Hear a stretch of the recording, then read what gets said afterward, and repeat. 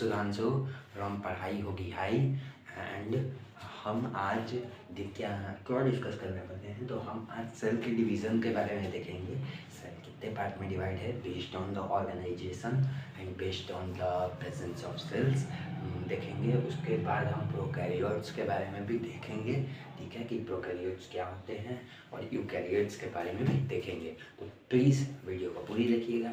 Thank you very much. Start करते हैं, चलिए। तो सेल को हम दो पार्ट में डिवाइड करते हैं based on the presence of cell. Based on presence of cell.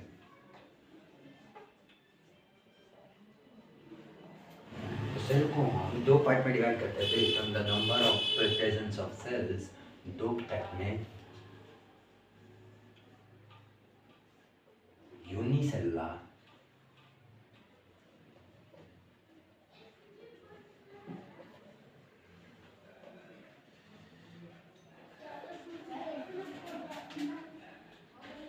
Multicellular.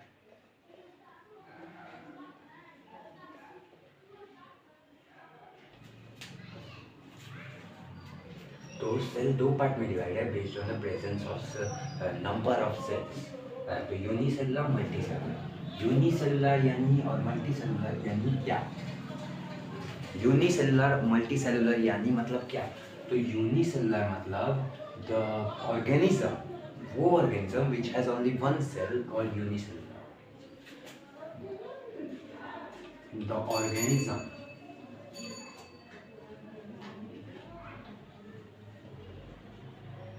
which has only one cell।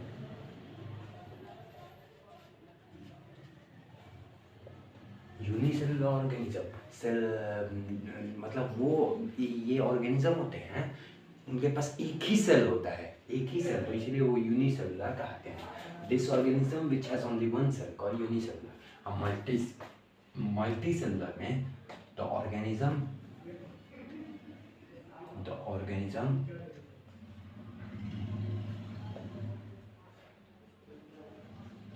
which has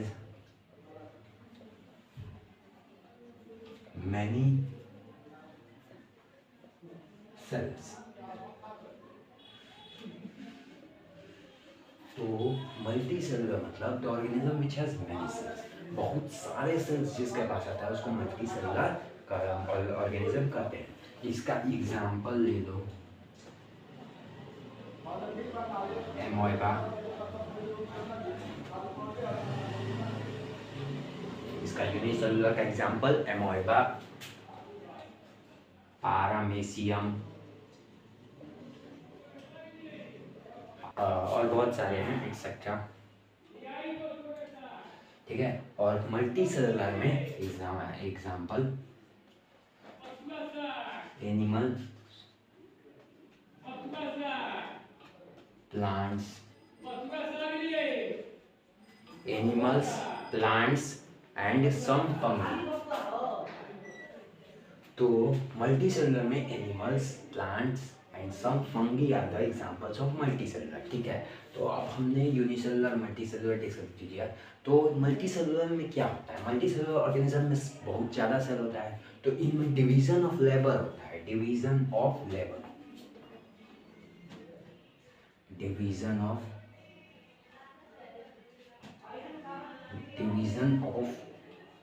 labour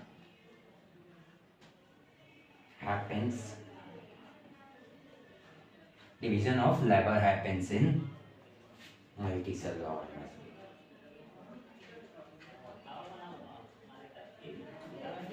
multicellular organism में डिवीजन ऑफ लेबर होता है।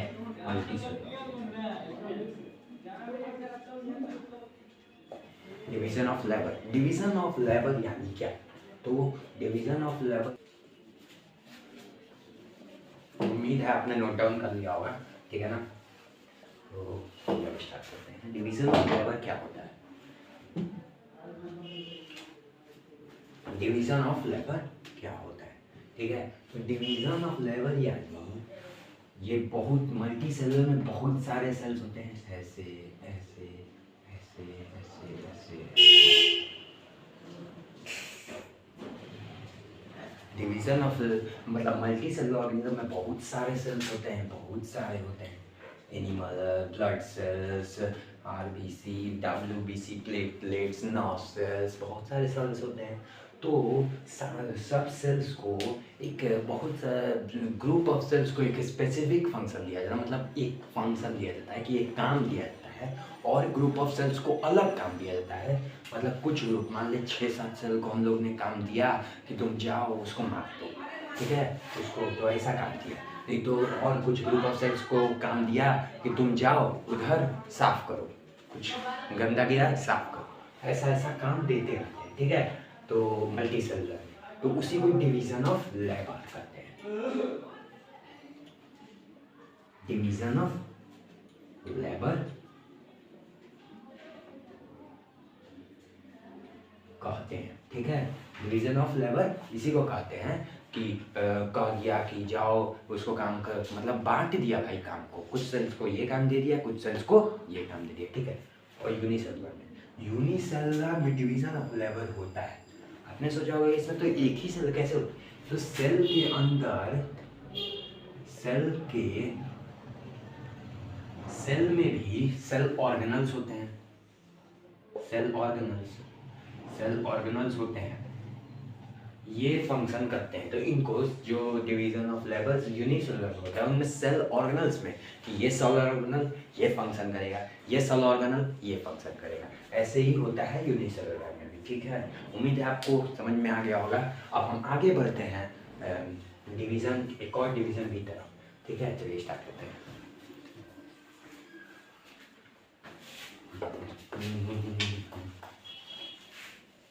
आप इसे नोट डाउन करते चलिएगा, ठीक है। नोट डाउन करेंगे तो देन आपको इजी होगा।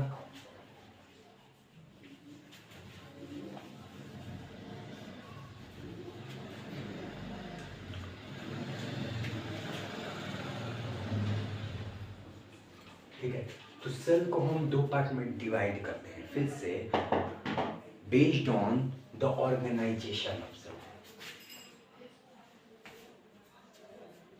बेस्ड ऑन ऑर्गेनाइजेशन सेल फिर से दो पार्ट में डिवाइड होता है। बेस्ड ऑन ऑर्गेनाइजेशन सेल दो पार्ट में डिवाइड होता है।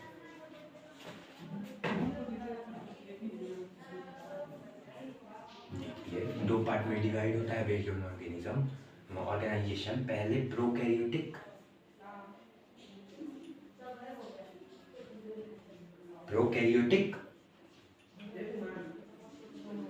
प्रोकैरियोटिक और दूसरा eukaryotic.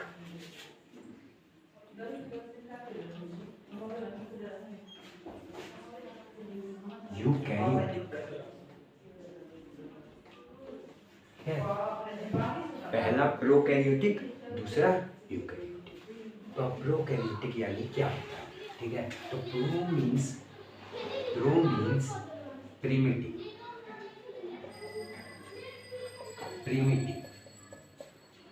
Pro means primitive, karyon means nucleus,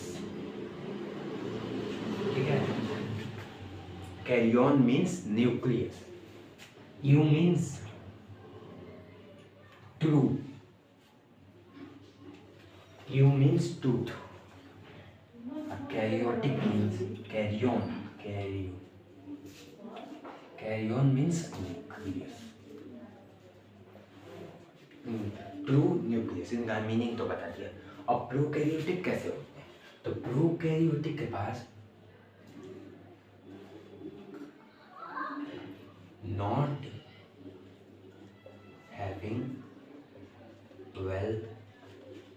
not having well developed nucleus,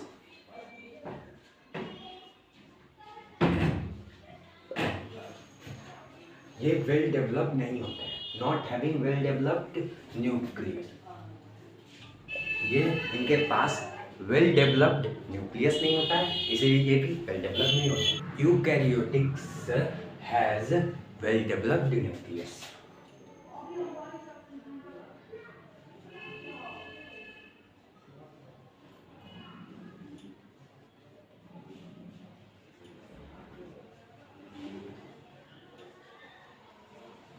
well developed nucleus. तो eukaryotic has well developed nucleus, इनके पास वेल डेवलप्ड न्यूक्लियस होता है, ठीक है। Prokaryotes not having membrane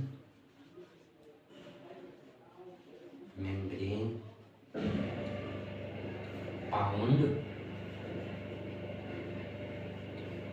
organelles।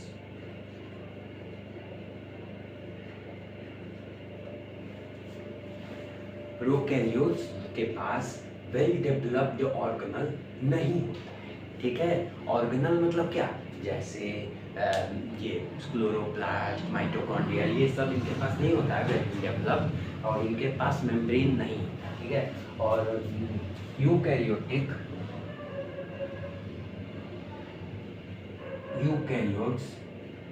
Has membrane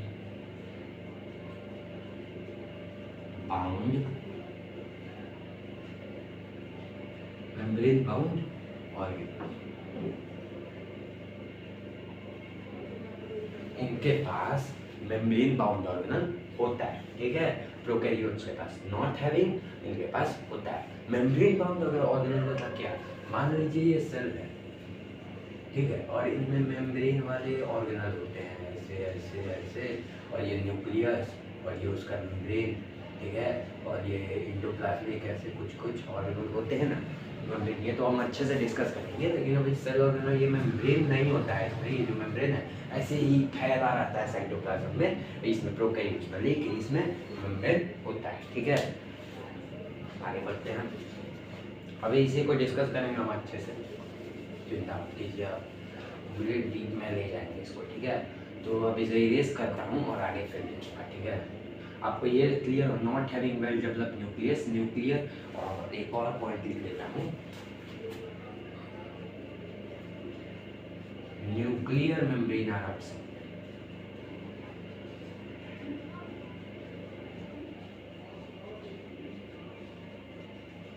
nuclear membrane are absent. Nuclear membrane इसमें absent होता है, लेकिन इसमें प्रेजेंट होता है। न्यूक्लियर मेम्ब्रेन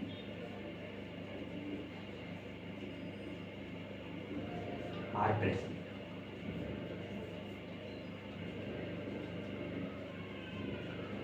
इसमें न्यूक्लियर मेम्ब्रेन प्रेजेंट होता है, इसमें न्यूक्लियर मेम्ब्रेन एब्सेंट होता है, ठीक है। चलिए अभी डिस्कस करते हैं आगे फिर करेंगे।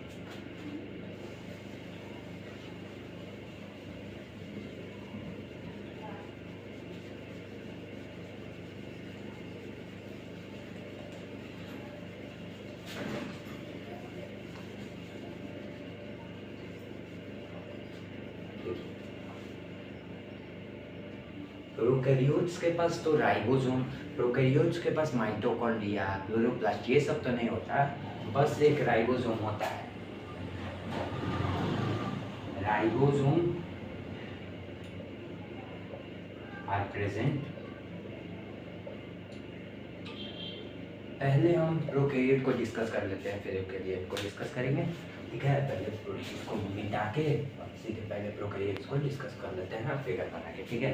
तो prokaryotes ribosome are present, eukaryotes में भी राइबोसोम प्रेजेंट है, लेकिन इनमें क्या डिफरेंस है विचार, लेकिन इनमें 70s राइबोसोम होता है प्रेजेंट।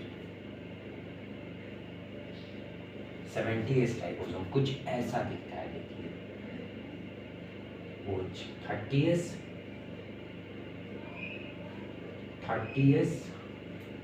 50s, कुछ बर्गर के जैसा दिखता है मेम्ब्रेन ये राइबोसोम, ठीक है। और अब हम इसका फिगर ड्रॉ कर लेते हैं प्रोकैरियोट का बेटर अंडरस्टैंडिंग के लिए।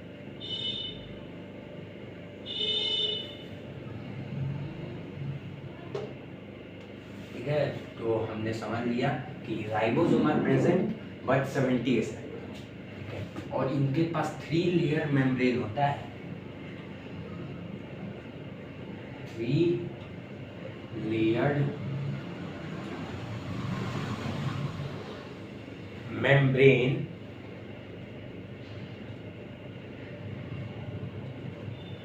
Are present.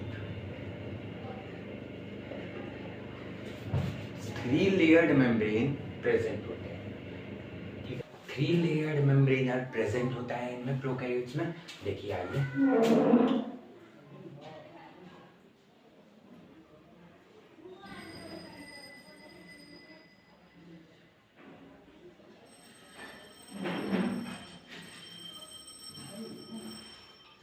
Three layered membrane. ये सबसे नीचे वाला कौन सा है? Plasma membrane, plasma membrane, plasma membrane. Second जो मिडिल वाला है सेल वॉल,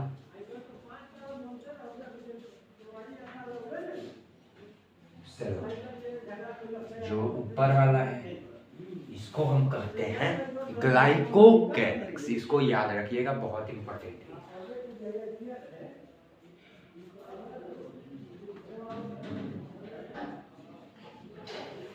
अगर ग्लाइकोकैलिक्स जो है, ग्लाइकोकैलिक्स दो मतलब 2 प्रकार का होता है, ठीक है। 2 पार्ट में बेस्ड ऑन, अगर ये जो आप ग्लाइकोकैलिक्स है, अगर ये बहुत फ्लेक्सिबल है, स्लाइमी है, स्मूथ है, तो ये होगा, इसको हम 2 पार्ट में डिवाइड करेंगे। ग्लाइकोकैलिक्स 2 पार्ट में डिवाइड है। अगर ये स्मूथ है तो स्लाइमी लेयर,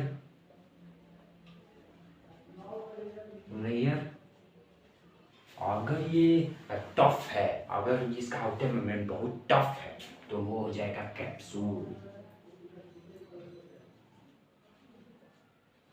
बैक्टीरिया एक प्रोकैरियोट है तो उसमें एक कैप्सूल रहता है, स्लाइमी लेयर नहीं रहता है, ठीक है। तो याद रखिएगा, मैंने एग्जांपल भी दे दिया, ठीक है। वैसे डिवाइड होता है, 3 लेयर्ड मेम्ब्रेन होते हैं उनके पास, 70s राइबोसोम होते हैं। बहुत इंपॉर्टेंट पॉइंट बता रहे हैं। क्रोमोसोम होता है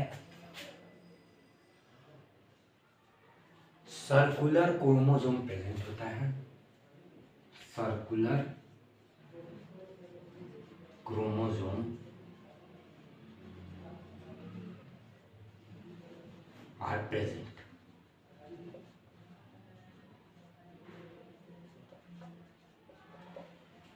एक ही क्रोमोसोम होता है, सर्कुलर टाइप का होता है, और सर्कुलर क्रोमोसोम प्रेजेंट होता है बस एक।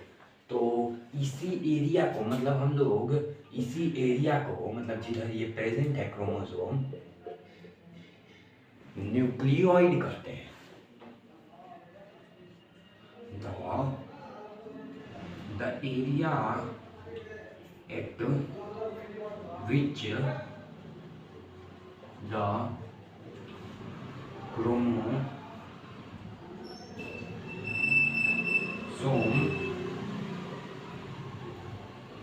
The area at which the chromosome are present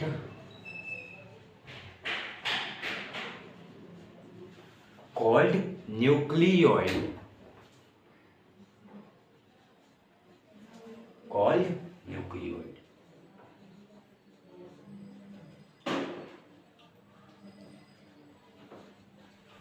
जहाँ क्रोमोसोम प्रेजेंट होता है एरिया को, इस एरिया को कहते हैं न्यूक्लियोइड, ठीक है, ठीक है। न्यूक्लियोइड एमोइबा बैक्टीरिया में ऐसा दिखता है। तो अब आगे हम देखते हैं, लिख लीजिए, इसे नोट कर लीजिए मेरा।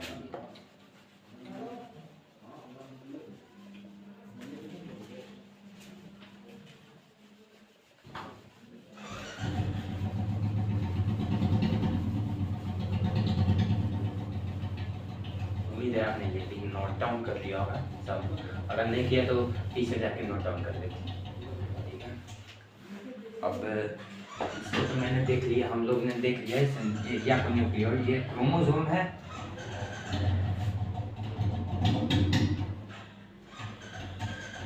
और ये पूरा जो एरिया है ना इसे न्यूक्लियर, तो area in which the chromosome is present उसे न्यूक्लियोइड कहते हैं, ठीक है। इस एरिया को न्यूक्लियोइड कहते हैं, आपने ये समझ लिया। तो जो ये क्रोमोसोम है ये डबल लेयर्ड होता है क्रोमोसोम, ठीक है ना। तो ये क्रोमोसोम कुछ टूट टूट के इधर आ जाता है, ठीक है, इधर आ जाता है, कुछ इधर उधर बिखर जाता है पूरे सेल में। इसे हम क्या कहते हैं, the extra chromosomal part, the extra chromosomal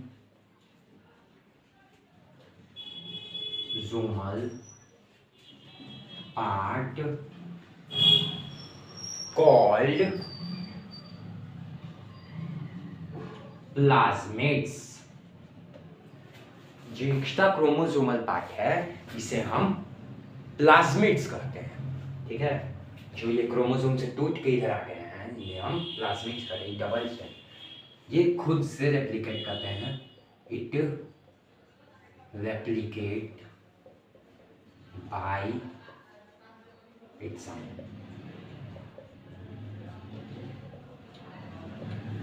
ये खुद से रेप्लिकेट करते हैं प्लाज्मिड, खुद से। ये ऐसा कुछ नहीं होता ना कि ये रेप्लिकेट करेगा डिवाइड करेगा तो ये डिवाइड करेंगे, ऐसा कुछ नहीं होगा। ये खुद ही अपने मर्जी के हिसाब से डिवाइड करते रहते हैं, जरूरत के हिसाब से डिवाइड करते रहते हैं। लेकिन ये जो बड़ा वाला क्रोमोसोम है ये तभी डिवाइड करेगा जब सेल पूरा डिवाइड करेगा, ठीक है। तो हम extra chromosomal part called plasmids और it replicates by its own, ये हमने देख लिया। हमने ग्लाइकोकैलिक्स देख लिया, हमने प्लाज्मा मेम्ब्रेन देख लिया, हमने सेल वॉल भी देख लिया, सेल वॉल ग्लाइकोकैलिक्स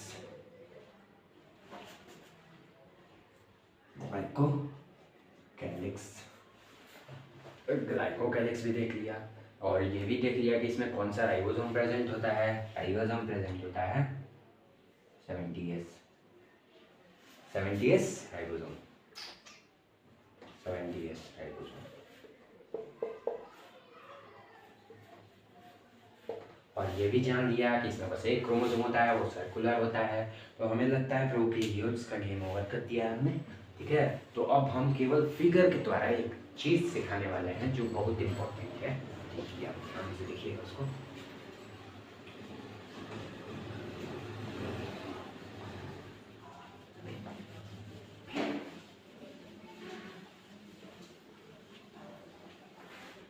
इसे मैं इरेज करता हूँ क्योंकि मुझे बड़ा फिगर क्या करना होगा, इससे काम नहीं बनेगा, ठीक है। इनके पास न्यूक्लियस नहीं होता है, केवल क्रोमोसोम होता है, ऐसा कुछ, ठीक है।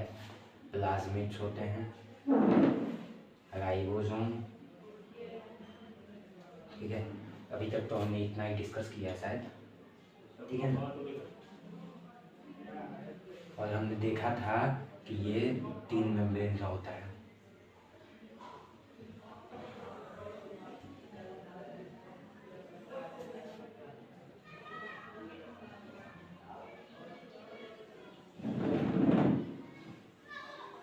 ये 3 मेम्ब्रेन का होता है, ये भी हमने देखा था। ये 50S 30S टुगेदर 70S, ठीक है। इनके पास प्रोकैरियोट्स के पास 70S, ये प्लाज्मिड्स,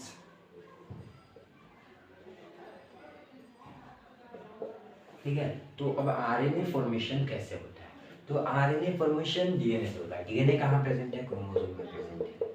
तो इनका यहाँ पे ये आरएनए है, जब आरएनए फॉर्म होता है, ये आरएनए है, जब आरएनए फॉर्म हो रहा है तभी इस पे ये राइबोसोम्स आके लग जाते हैं ऐसे। देखिए राइबोसोम्स कभी इस फॉर्म में नहीं होते हैं, राइबोसोम्स इस फॉर्म में कब होते हैं, जब उनको प्रोटीन सिंथेसिस करना हो तो वो दोनों जुड़ जाते हैं, 50 से 30 जुड़ जाते हैं, लेकिन हमेशा वो इस फॉर्म में नहीं रहते हैं, वो अलग अलग रहते हैं। वो दूर दूर रहते हैं जब प्रोटीन सिंथेसिस करना तो आ जाते हैं। जब आरएनए का फॉर्मेशन होता है क्रोमोसोम से, तो आरएनए का फॉर्मेशन होता है उस समय ये राइबोसोम यहाँ के लग जाते हैं, इसके ऊपर आरएनए के ऊपर आरएनए से चिपक जाते हैं और बहुत सारे राइबोसोम, ठीक है। और इस स्ट्रक्चर को हम कहते हैं पॉलीजोम। पॉलीजोम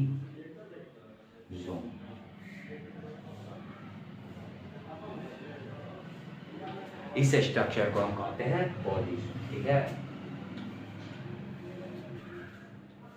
तो पॉलीजोम इसी से फॉर्म। पॉलीजोम क्या? तो पॉलीजोम का मतलब होता है many ribosomes with single RNA.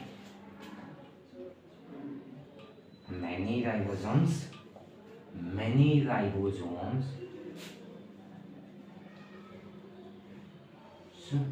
with single RNA, इसे हम बोलेंगे पॉलीजोम।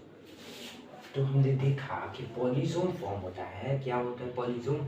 Many ribosomes with single RNA जो स्टक करते हैं इसको। जब आरएनए फॉर्म होता है, आरएनए फॉर्म किससे होता है? डीएनए से, ठीक है। डीएनए क्या होता है? जो हम लोग के जीन्स होते हैं जो ट्रांसफर होते हैं, वही उसी को डीएनए कहते हैं। इसको फुल फॉर्म है डीऑक्सी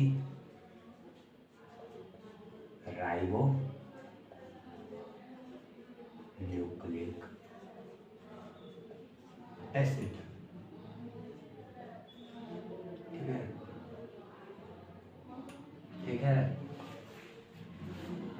तो आरएनए भी डीएनए से बनता है।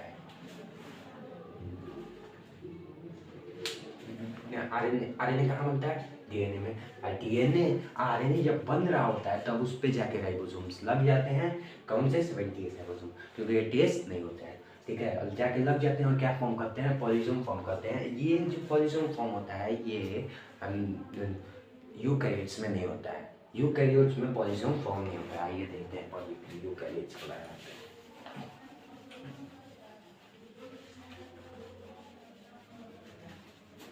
यूकैरियोट्स को खत्म कर लेते हैं, फिर प्रोकैरियोट्स को अच्छे से कंटिन्यू करेंगे, ठीक है। जो प्रोकैरियोट्स बड़ा टॉपिक है यार। यूकैरियोट्स तो कंटिन्यू ही करना, हम दोनों को साथ लेके चल रहे हैं, ठीक है। यूकैरियोट्स प्रोकैरियोट्स दोनों को साथ लेके चल रहे हैं, तो आप बेटर अंडरस्टैंड कर पा रहे हैं और याद भी कर पाएंगे, क्योंकि मैंने इन दोनों को कॉम्पिटिट कर दिया है। इससे कॉम्पिटिशन लेके हम पढ़ रहे हैं।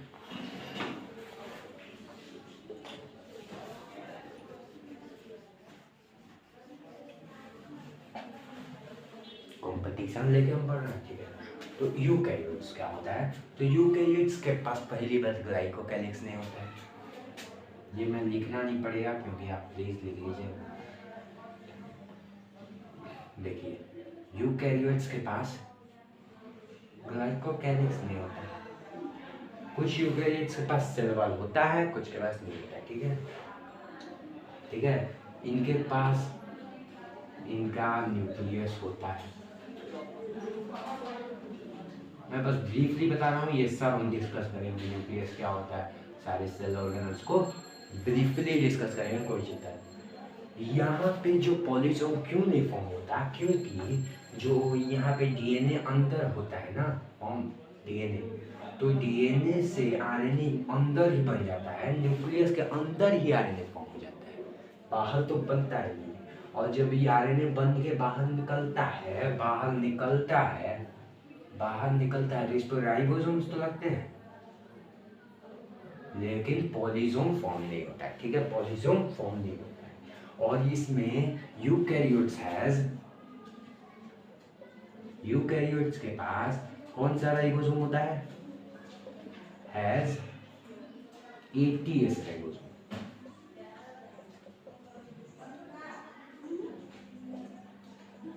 प्रोकैरियोट्स के पास 70S, यूकैरियोट्स के पास 80S। जो नीचे वाला है ये 40s होता है और ऊपर वाला 60s। ये दोनों जोड़ के 200 होना चाहिए, लेकिन जोड़ना नहीं है, मैथ नहीं है, बायोलॉजी है, याद रखना है, ऐसे ही याद रखना। 60 80s यूकैरियोट्स में बड़ा होता है क्योंकि यूकैरियोट्स वेल डेवलप्ड हैं, प्रोकैरियोट्स कम है, इसे भी याद रख सकते हो, ठीक है। इनके पास 46 क्रोमोसोम्स होते हैं, लेकिन प्रोकैरियोट्स का से क्या होता है, याद रखना भाई, 46 क्रोमोसोम्स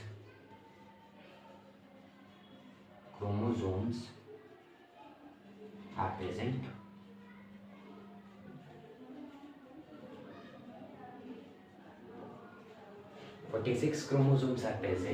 इन न्यूक्लियस, ठीक है। और इन प्रोकैरियोट्स के पास बस एक ही होता है, और कुछ इसमें हमको लगता है कि नहीं है।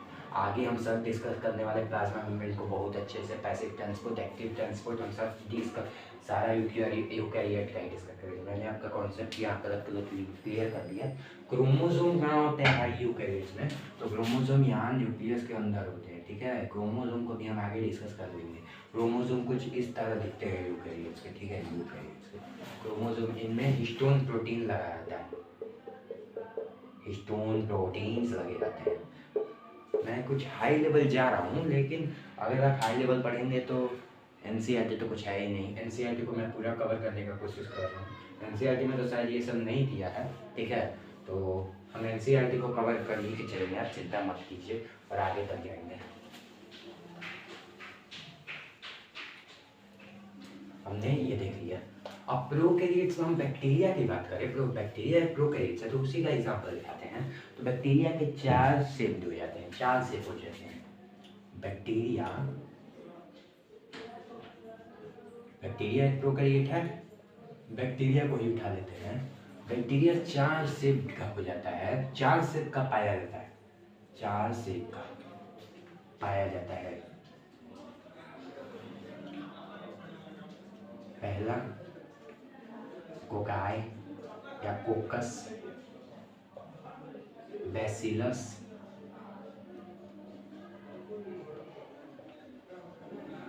Spiral, vibrio. अब आपको लग रहा होगा कि ये क्या लिख दिया, लेकिन बहुत इंपॉर्टेंट है भाई। ये देखो, कोकस में कुछ इस तरह होता है, कोकस सर्कुलर, और ये 2 पार्ट में डिवाइडेड। कोकस फिर से 2 पार्ट में डिवाइडेड, तो कोकस 2 पार्ट में डिवाइडेड। स्ट्रेप्टोकोकस चेन लाइक होते हैं जो ऐसे चेन, और एक और स्टेप्टाइलोकोकस। स्टेप्टाइलोकोकस कैसे होता है, ब्रांच में होता है भाई। तो ये याद रखना, को अगर बैक्टीरिया ब्रांच में होते हैं तो वो स्टेप्टाइलोकोकस, स्ट्रेप्टोकोकस मतलब चेन लाइक, ठीक है। बैसिलस कैसा होता है, एकदम रॉड शेप्ड होता है, ऐसे कुछ था, ये याद रखना, बैसिलस रॉड शेप। आगे हम डिस्कस करेंगे इसका कुछ इस तरह होते हैं। Spiral bacteria, spiral shaped bacteria. Vibrio मतलब अरे बाप, कॉमा, ऐसा सेम टू सेम कॉमा नहीं, समझो ऐसा, ठीक है। और ये तो हटा ही दो, ऐसे होते हैं विब्रियो, ठीक है। तो ऐसे 4 टाइप्स के बैक्टीरिया पाए जाते हैं, कोकस, बैसिलस, स्पाइरल, विब्रियो। इन्हें हम डिवाइड किए हैं बेस्ड ऑन द शेप्स, ठीक है। चलिए अब आगे बढ़ते हैं। हम ट्राई कर रहे हैं पूरा प्रोकैरियोट्स आज खत्म करें, तो हम ट्राई कर रहे हैं, लेकिन देखिए अब खत्म हो पाता है।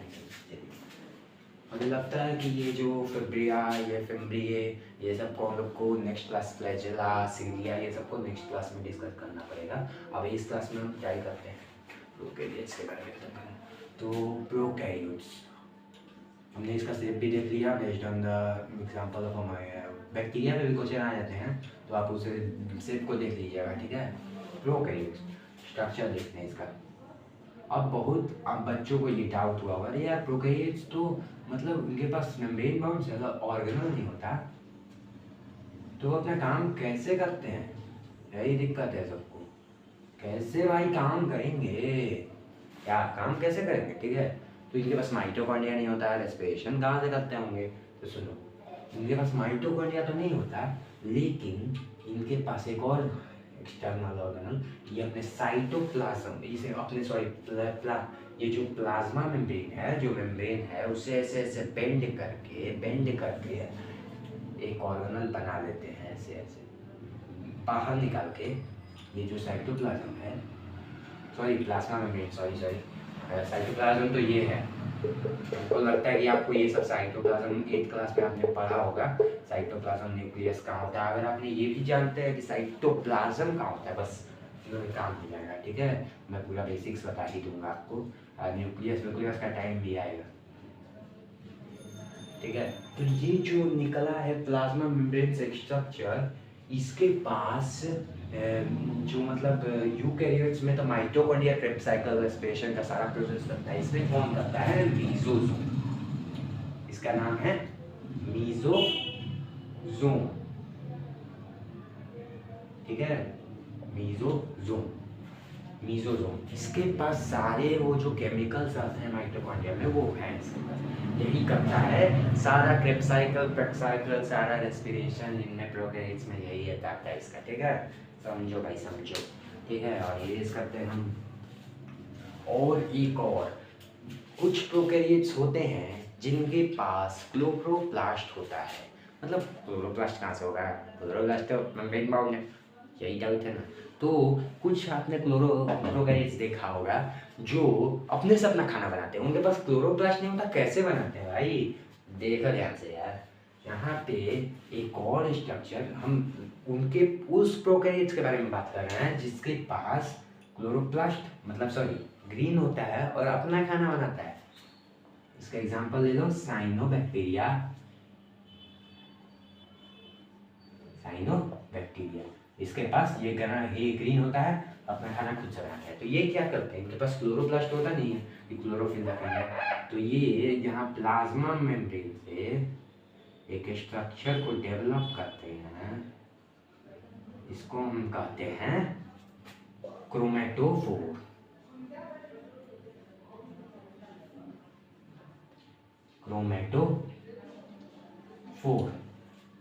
ठीक है, इसे हम कहते हैं क्रोमेटोफोर।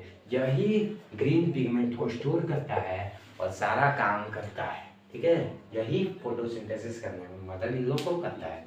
तो उम्मीद है आपने ये समझ लिया। तो देख लिया हमने मेसोसोम क्या करते हैं? ग्लाइकोलाइसिस, जैसे माइटोकॉन्ड्रिया होता है ग्लूकोज का ब्रेकडाउन, वैसे ही इसमें भी कर देते हैं। ये प्रोकैरियोट्स में सारा काम ये करते हैं, ठीक है। उम्मीद है आपको सब कुछ क्लियर होगा, आपने नोट डाउन कर लिया होगा। तो आगे बढ़ते हैं। अब हम कुछ टर्म्स के बारे में, कुछ मतलब जो क्वेश्चंस के बारे में डिस्कस करेंगे, किस पे क्वेश्चन आते हैं ज़्यादातर। तो आपको जो बताया मैंने, ये क्रोमेटोफोर, इस पे क्वेश्चन आ सकते हैं। क्रोमेटोफोर कैसे बना? तो क्रोमेटोफोर बना कैसे? By folding of cell membrane. Sorry chromatophore कैसे बना?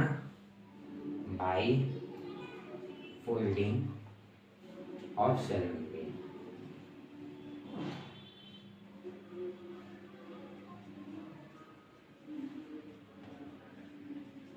और मेसोसोम भी by folding of cell membrane.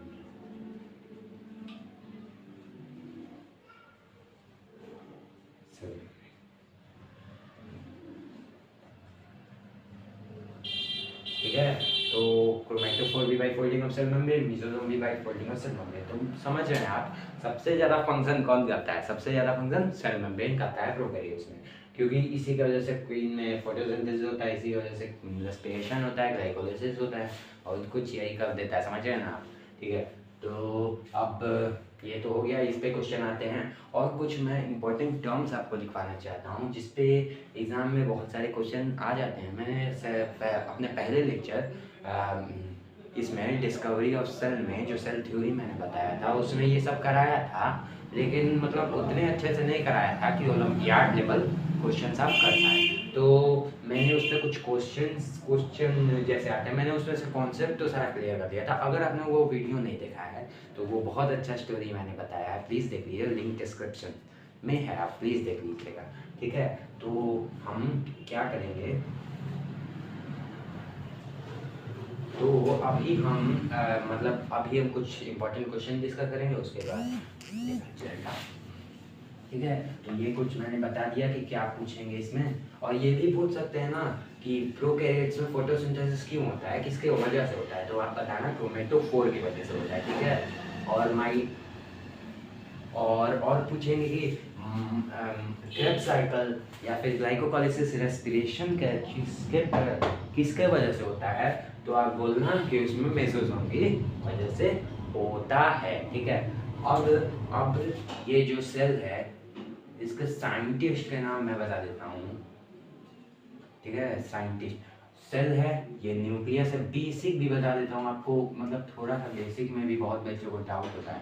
तो ये न्यूक्लियस है, ये जो मैट्रिक्स है ये साइटोप्लाज्म है। मैंने पिछले वीडियो में अपने शायद बता रखा है ये सब, साइटोप्लाज्म। और ये जो मेम्ब्रेन है, एक्सटर्नल मेम्ब्रेन, इसको प्लाज्मा मेम्ब्रेन कहते हैं। ये एनिमल सेल के बारे में हम बात कर रहे हैं। आप ये मत सोचिएगा कि 2 और मेम्ब्रेन कहाँ गए, जो नहीं कहा, ये एनिमल सेल में एक ही होता है। ठीक है, एनिमल सेल में, ठीक है, एनिमल सेल में एक ही होता है। और इसमें न्यूक्लियस, ये साइटोप्लाज्म, सेल ऑर्गेनल्स होते हैं, बहुत सारे होते हैं, ये सबको डिस्कस करना है। ठीक है, सेल ऑर्गेनल्स, ये ईआर, गोल्गी, कुछ इस तरह फिगर भी देखना है। ठीक है, तो कुछ ऐसे होते हैं एनिमल सेल। ये प्लाज्मा मेम्ब्रेन, साइटोप्लाज्म जो अंदर का मैट्रिक्स है, और ये जो आप न्यूक्लियस देख रहे हैं इसके अंदर भी मैट्रिक्स होता है। इसके अंदर, ये अंदर न्यूक्लियस के अंदर का मैट्रिक्स और प्लस साइटोप्लाज्म बनाता है protoplasm. Nucleus, matrix plus cytoplasm, तो न्यूक्लियस, मैट्रिक्स प्लस साइटोप्लाज्म बनाता है प्रोटोप्लाज्म। प्रोटोप्लाज्म,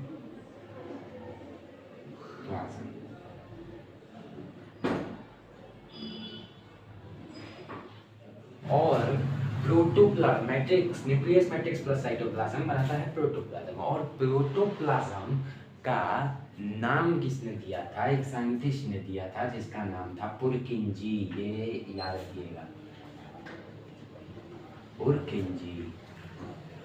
पुरकिंजी नाम का साइंटिस्ट था, जिसे टॉम नेम दिया था, केवल नेम, डिस्कवरी इसने नहीं किया था। ठीक है, नेम दिया था पुरकिंजी ने, प्रोटोप्लाज्म का नेम दिया था। और इसका डिस्कवरी किसने किया था, प्रोटोप्लाज्म का डिस्कवरी किसने किया था, तो ये है फेलिक्स डुजार्डिन। याद रखिएगा, फेलिक्स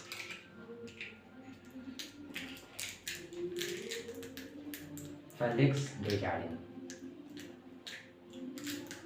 उम्मीद है आपको सब याद रहेगा, फेलिक्स डुजार्डिन। आप प्लीज इसे याद करिए। ओलंपियाड में ये सब पूछेंगे, भले ही एनसीईआरटी के लिए, तो एनसीईआरटी के लिए बच्चा है अभी, नहीं पूछेगा ये सब। ठीक है, लेकिन ओलंपियाड में ये सब पूछ सकते हैं, एनएससी, जीएस, एनटीएससी में पूछ सकते हैं। ठीक है, फेलिक्स डुजार्डिन ने प्रोटोप्लाज्म का डिस्कवरी किया था। अब सबसे पहले 60-65 में किसने डिस्कवरी किया था, रॉबर्ट हुक ने। ये सब मैं पॉइंट वाइज बता देता हूँ कि आपको अच्छे से याद रहे, कब कब कहाँ कहाँ कैसे कैसे हो गया, क्या क्या हो गया। ठीक है, फिर 1674 Antony von Leeuwenhoek. Last video में मैंने एंटोनी वॉन ल्यूवेनहुक का पूरा स्टोरी बताया है, प्लीज जाके देखो, लिंक डिस्क्रिप्शन में है। ठीक है, प्लीज। एंटोनी वॉन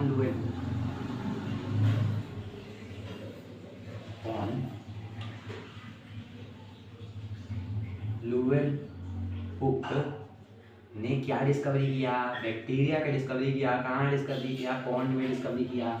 ठीक है, फर्स्ट लिविंग सेल डिस्कवरी किया, फर्स्ट लिविंग सेल 1674। देखो 1665, 1674 डेट उतना इंपॉर्टेंट नहीं है, तभी मैं दिखा देता हूँ कि थोड़ा सा आपको मतलब याद तो रहेगा, हिस्ट्री थोड़ा सा। ठीक है, 1674। फिर उसके बाद 200 साल बाद 1831 में, 19th सेंचुरी। ठीक है, एक रॉबर्ट ब्राउन के नाम के एक साइंटिस्ट ने, रॉबर्ट ब्राउन नाम के एक साइंटिस्ट ने, named scientist, Robert Brown named scientist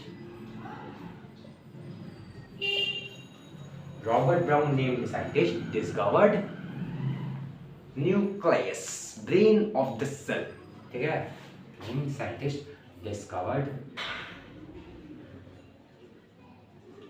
nucleus. ये सब मैंने इंट्रोडक्शन में ही सेल के बता दिया, आगे भी डिस्कस करेंगे, न्यूक्लियस के बारे में डिस्कस करेंगे, तो इनका नाम जरूर आएगा, नाम रखूँ, ठीक है। और उसके बाद 1839 में आया क्या, सेल थ्योरी।